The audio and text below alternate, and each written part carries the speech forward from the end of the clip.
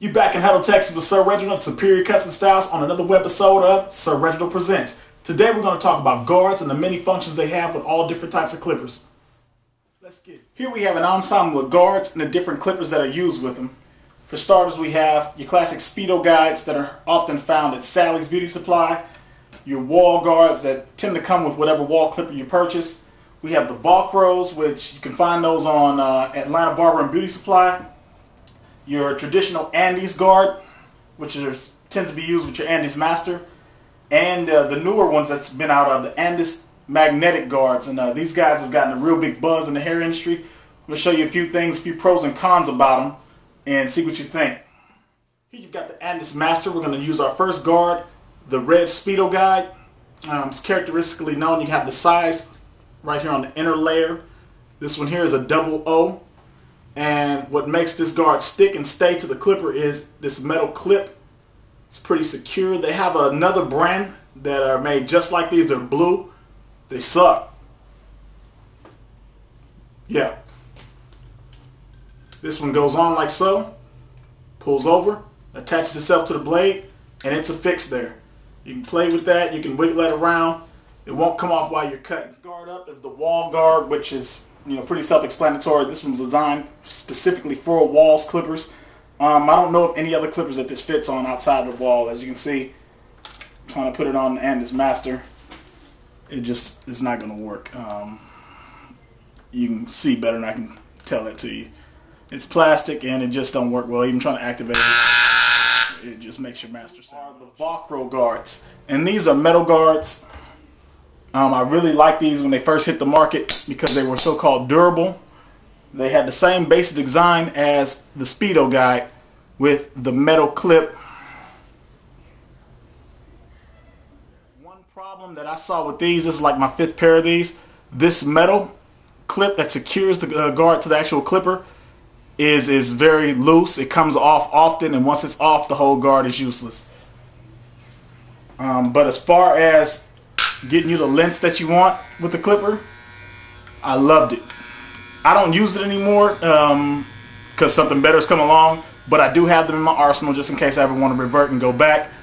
The metal guard is supposed to withstand a good drop. I try my best not to drop them. I haven't got any client complaints on if this metal is too hard on their scalp, but I wouldn't recommend putting a lot of pressure on that. Next we have the Andis guards, which, self-explanatory, these were created for and made by Andis to fit on the Andis, and it fits snugly. Some of the problems that people have with these are this metal clip in the back that secures it.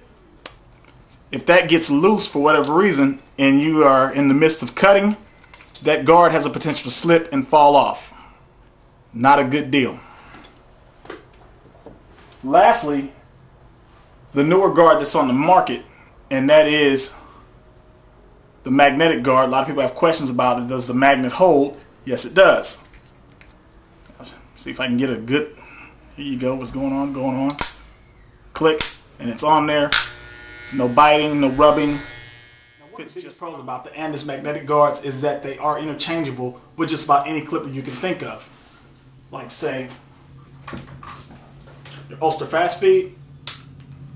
Clicks right on, stays on, it's secure.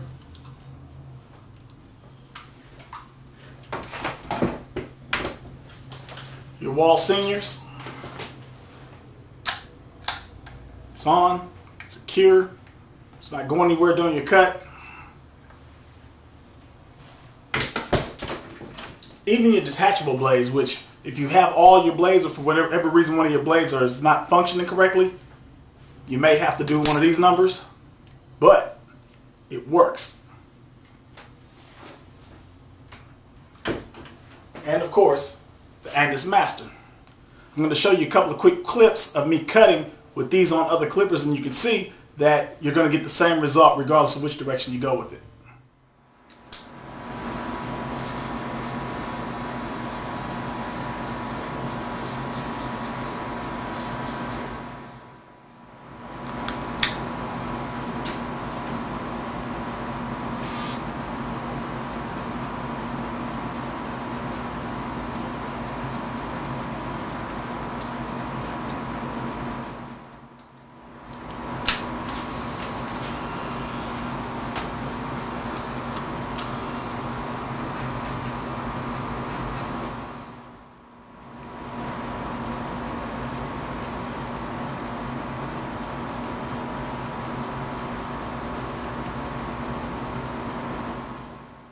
like in anything that you work with, there's pros and cons to whatever you're going to do. Just like there were pros, there's also cons to working with this.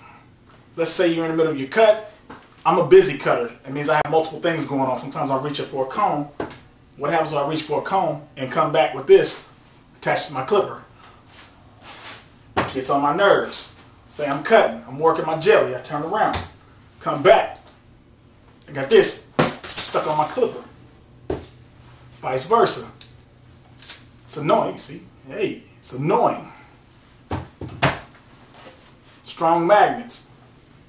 So what you're gonna have to do is make sure that you limit the metal that's around you when you're working, and it takes a lot of work. But other than that, it's a great clipper. I recommend it to anybody.